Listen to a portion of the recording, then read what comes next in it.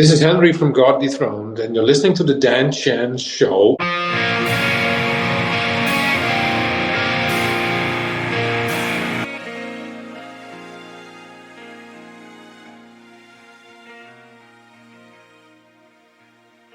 I'm joined by guitarist and vocalist Henri from Dutch metal as God Dethroned. How are you this evening, Henri? I'm doing fine, thanks very much. Are you chilling at home? Whereabouts in Netherlands are you? I'm in the north. I'm somewhere in the north, in the area of Groningen. I guess nobody knows where it is, but it's in the north. I know of it. I love the Netherlands. Got friends there. I love going to say hello and a few beers. So your brand new album, The Judas Paradox, is out now. It's very fresh to us, but it's been a year in the making for you. How does it feel to finally have it out? It feels great because there's a huge gap between the previous album, Illuminati, and the new one. A gap of like 4.5 years, which is a long time. But, Illuminati was released a month before the pandemic broke out. Yeah. So we managed to do one European tour at the time, and then we couldn't do anything for years. And, by the time we were supposed to play again, there was an old album. It was 2 years old and nothing had happened. So, of course. So we needed a new album, but it was hard to find motivation again for me. Because, some bands managed to write a new album during the COVID time, but I couldn't find any inspiration. I just did an album and I didn't, it takes a lot of energy to do an album. But usually when we play live, I get the energy back from the audience and it reloads me to do another album in like a year or two, maximum 2 years. But we didn't do that, so I didn't have the energy to write a new album. So when we finally had the inspiration again and recorded and mixed it and everything, it's more than 4 years ago. So it was a tough time. How does it feel to have that album, which is a great album, by the way? It feels like it was almost, I wouldn't say wasted during that time, because obviously people had the time to listen to it. But as you say, you didn't get time to properly tour it and get it out there. How disappointing is that? It's really disappointing. If you want to build up a name and promote an album, you need to go out on the road. Sure. You can have the biggest Instagram account on planet Earth, but it's not enough. You need to be on the road. And that's what we like to do. First of all, we like to play the songs live. But, when you're not able to do it, and you cannot test which songs are doing the best in the live situation, then you don't know. So now we play a couple of songs of the Illuminati album, and people like the songs. But I would have liked to try them all over the course of a couple of years. Yes. And we didn't get a chance to do it. And there's many people who don't know the album because of COVID. And it's really frustrating. I understand. So onwards and upwards with this one, So how was the writing and recording process for you on this album? Is it the same as always, or, have you adopted any different approaches over time? Everything's different this time because until now we were like writing ideas and then go to each other in the rehearsal space, try out the things we had. This time we didn't even see each other. Everybody was working at home, sent stuff to each other by email, check things out. So by the time the album was recorded, we hadn't been together as a band, not once. It was all done in a new modern way, so to speak. And it works out. I mean, if you listen to the album, it still sounds like an organic, spontaneous album. It's a phenomenal album, Henri. Congratulations, seriously. Yeah, but we didn't spend one single day in the rehearsal room together, not one. It's crazy. I'm a former musician myself, and it's crazy that some fans don't actually understand how things get put together. The album is so epically sounding, but you say that you didn't even spend any time together on it. It's madness, isn't it? It is mad. People can't get their head around that. It doesn't make sense, but that's how it happened. And Sure. Yeah, and maybe next time we will do it the old school way again. I don't know, but this is how it went this time. Of course. Now, tell me about the themes on the album. Obviously, would you just mind elaborating on the Judas Paradox track and everything that goes around that? Is it a continuous theme throughout it from your perspective? No. Yes, in the past we did 3 concept albums. Concept albums about World War One, and that was a hell of a job. Yeah. To do one was fine. The second one was difficult, and the third one was impossible, but we did it. Yeah. So after that, I was like, never again a concept album. Yeah. So this is not a concept album. No. The Judas Paradox is about a thought that I had, a very, very simple thought. What if Judas is innocent and he's not a betrayer after all? That thought, I did some research on the internet, and I found out that there's two stories in the Bible. Yeah. One is the story everybody knows, where Judas is a betrayer. The other story is actually in the Bible. You can check it out. That story goes, Jesus could look into the future. Right. He knew he had to die to be able to return as king of the world, and he knew he would choose Judas as the guy to fulfill this plan. Yeah. This concept makes Judas innocent because he didn't act in free will, but it was all predestined. Mm-hmm. It's in the Bible. It's unbelievable. I'll take your word for it. Yeah. Oh man. And people know us from as a band who mocks the Bible, and stuff like that. But this is a true story.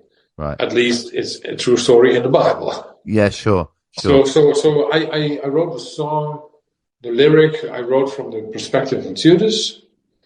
So he speaks about being one of the 12 disciples, being proud of that, seeing Jesus as his brother, blah, blah, blah.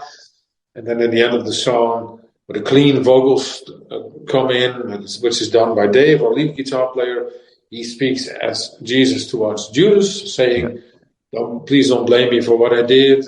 I died for a greater good, and you were the chosen one, basically. I see. So yeah. That's the story of the Judas Paradox. Has that track? It's a bit, probably early days now. Has that track ruffled any feathers with anyone? With the concept? Oh yeah, of course. It always does. It doesn't matter what we do. People always will, be upset. There's always people who will be upset because it's God Dethroned, putting out something new. And of course, some people are upset about it and some are not. And I don't give a shit. I mean, this is something I wanted to write about. And I didn't, I'm not speaking about good or bad. I'm just pointing out the situation, which is in the Bible. And I thought it was a cool thing to do. Yeah, for sure. They always claim to know better. Of course, I know. So most of them didn't know about this. Do you read these comments? Or do you get sent messages and stuff? Or well, usually people inform me about the comments. I sometimes look at them, but usually I don't do it because I don't want to be influenced by things people say about me. I mean, I've been called a fascist. I've been called everything. Yeah. And I'm not. I'm a nice guy. But you don't have to believe me. Of course you are, Henry. I know. But I'm not going to read all the comments. And of course, it's nice when people say, "Oh, this is a great song." And I know there's people saying, this is too calm for me. I want to hear something more brutal, blah, blah, blah. Okay, that's all fine. It's fine. But I don't want to read everything. Do you think blasphemy and all that, do you think the scene is saturated with blasphemy now with all the bands, say, compared to the early 90s when, we didn't have Spotify to be able to pick up new bands? Do you think it's more, people don't pick up on it as much, say, as like when Deicide came out or, some early black metal stuff from mid 90s? I don't know. Is there so much blasphemy? I don't know. There's too many bands. I mean, I don't know all the bands because there's it's saturated with it. That's what's interesting. It's like it's a good because you've been there from the start, from the early 90s. So it's just good to have your opinion on that. Well, everybody should write lyrics about whatever they want, and I'm not aware of bands who are really anti-Christian or anti-religious. Except for the bands like Deicide and us and Rotting Christ, perhaps, and a couple of others. But I think most bands are doing perhaps a pretty standard thing when it comes down to lyrics. Yeah. And maybe there's a few who are really anti-religious, but I'm not aware of them. No, okay. So when it comes to recording the vocals, I always ask death metal vocalists like yourself, like black metal, all these kind of like the guttural effect. How do you approach that? How do you keep fresh during a studio session? And on the flip side, how do you keep it working for long hours on tour? How do you approach it as a vocalist? Well, normally I don't have to approach it because it happens by itself. Right. Okay. So being on tour for 30 shows or 50 shows in a row, I've done that in the past. It's not a problem. Yeah. I did, however, have problems with my voice for a couple of years. We were on hiatus from 2012 until 2015. Yeah. And then when we got back together, I was struggling with my voice for a couple of years. Okay. For some kind of reason, the 3-year break was a reset to my growl, my grunt, whatever you want to call it. Yeah. And it was difficult to get it going again. And all of a sudden, it worked again, and I had never had a problem again. Okay. Now I quit smoking not so long ago. I'm curious to find out how it will go this time. Yeah, interesting. Because the smoking helps, definitely. Yeah, for sure. Absolutely. I was speaking to Martin Van Drunen, probably you know him from Asphyx. He has the same thing. He has like smoked so many cigarettes a day. I think if he gave up cigarettes, he won't be able to do it anymore. But another Dutch band. So tell me about the album cover. It looks great on a t-shirt. Is it taken from anything, or was it designed? I'm a bit naive when it comes to classical art. It's an actual painting. It's in the Rijksmuseum in Amsterdam. Right. It's called The Fall of the Rebel Angels. Yeah. I forgot the name of the guy who painted it. It's a pretty old painting, and things like that are free to use as long as you mention the name of the painter and the name of the painting in the artwork. And we did, of course. It's fair enough.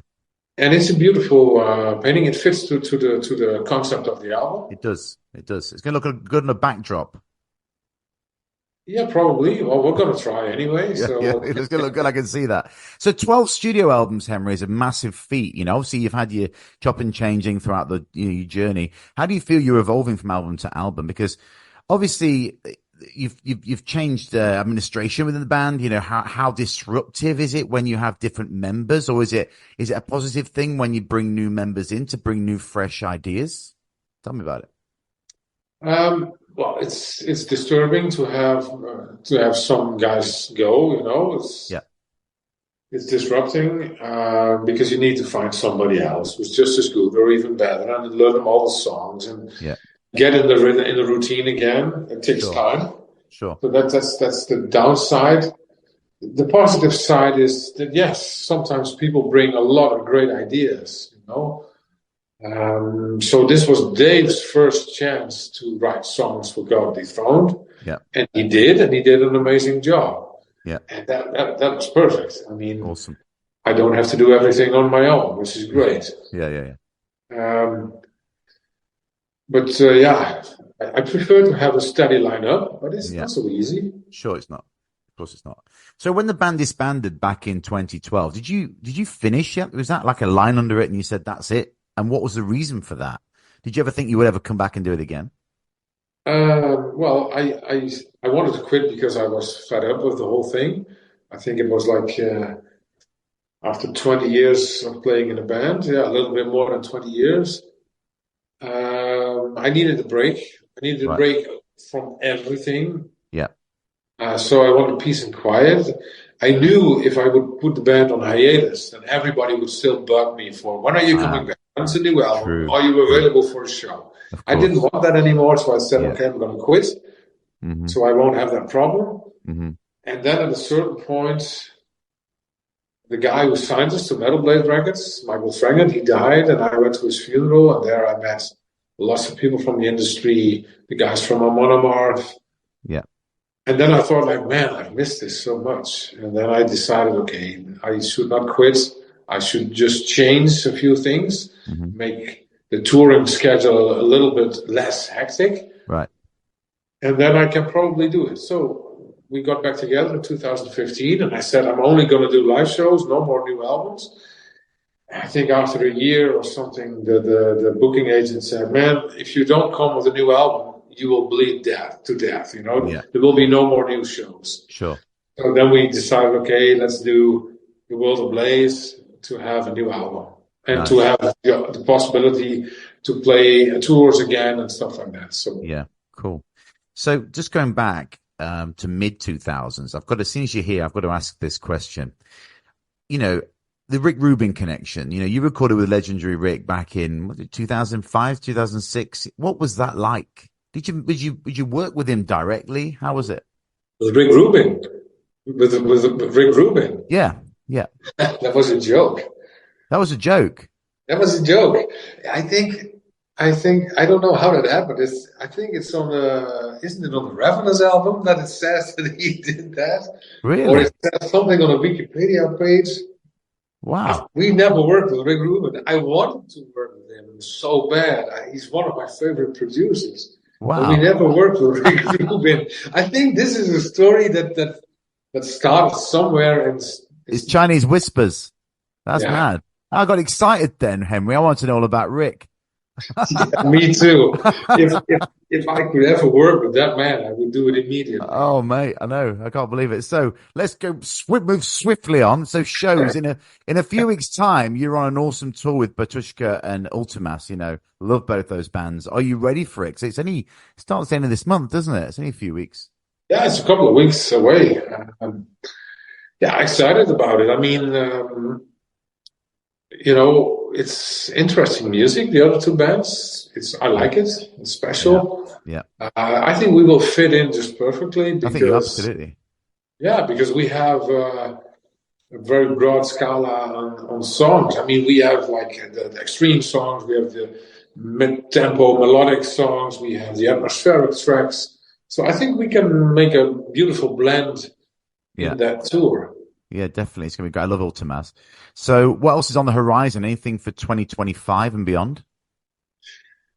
Yeah, we will go to the US and Canada in 2025, like somewhere in March, I guess. And then we want to do that Latin America, Australia, New Zealand. That's in the works. And then do another European tour and et cetera. So and what about festivals? Be a lot of playing. Any festivals for next year in the offing?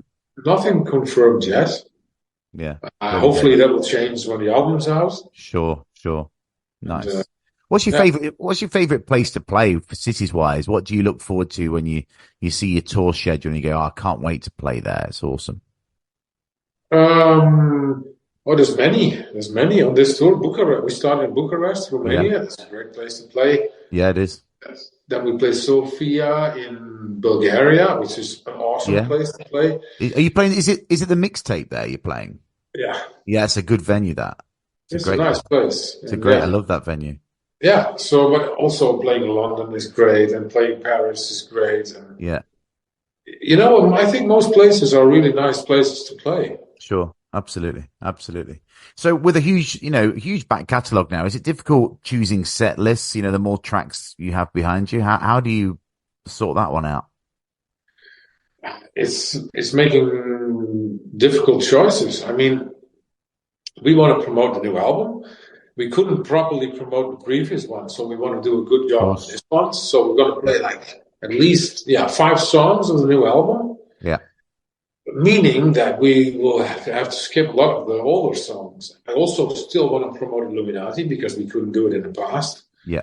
So between Judas Paradox, Illuminati, and the old stuff, there will be only a few songs from the older albums. Yeah. Which is a pity because a certain amount of people will want to hear a lot. Of course.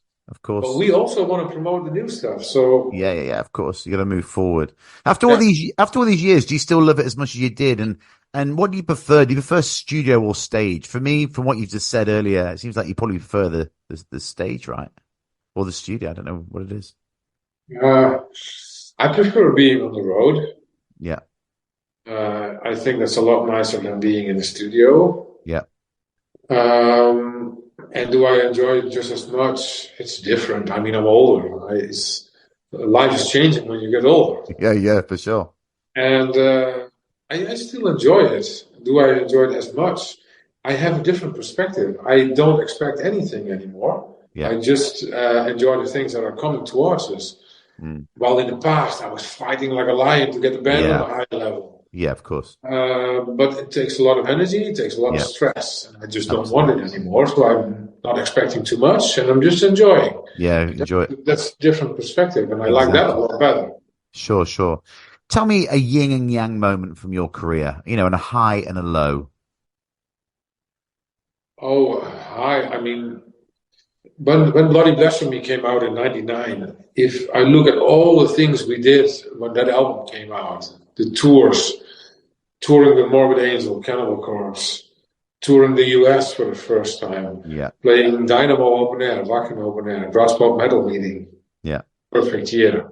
But then we went to Japan as well. Wow. Perfect. Wow. And then probably when Under the Sign of the Iron Cross came out in 2011, I was on such a low, me as a person. I felt completely depressed. I had no more energy. I just wanted to quit as soon as possible. Yeah. And the feeling, the difference between those two feelings is so high, you can't believe it. Yeah. Right. But that was terrible. If you feel like shit and you have to promote an album and you have to go on, but you don't want to anymore. No, I understand. Horrible. Yeah. Horrible. I've kind of been in that situation myself. Now, do you have an unpopular musical opinion, Henri? If you've got one, you might not have one. Well, I don't know if it's unpopular. I think the music nowadays is too plastic, and I miss all the guitar bands from the 90s and the 2000s. Okay. I think everything's the same. Everything's the same, and it's just pulp. Yeah. Yeah, I got you. But it's not unpopular, probably. It's just true. Okay, I'll take it. Okay, here's a question. What one album over history do you wish you could claim as your own? The Wall. The Wall. Yeah, good choice. Okay, say no more. Now, what track from the new album should I play next and why? Please play Hubris Anorexia. Why? It's a song about, it's a personal song. It's, I think, the only personal song I ever wrote, probably. It's about being in confinement and being allowed to be released when you take an injection. Right. And it stands for the COVID years, where I accepted that I would be vaccinated in order to be able to go to a shop, to a public place, or to play a live show. Right, okay. I took the vaccination and it made me ill for more than 2 years. Wow. This is something that happens to about 3% of the population. Oh my God. And it sounds like a small percentage, but it's in Holland alone, it's 200,000 people who are ill because of the vaccinations. Wow. I was one of them. They promised us everything would be safe and there would be no risk and blah, blah, blah. It's not true. It was a lie. So this song is about being in confinement and only find your freedom if you take an injection against your will. Interesting. That's coming up next. Finally, a lighter note. What's the most used emoji in your phone? Are you an emoji guy, Henri? Yeah. What is it then? The heart, probably. Oh, you're such a nice guy. Henri, listen, thank you so much for joining on the show. Good luck with the Judas Paradox. I'm hoping you're not coming to Barcelona on this tour, but I'm hoping you'll get over here at some point. Thanks for joining me. Yeah, man. Thank you too. Yeah!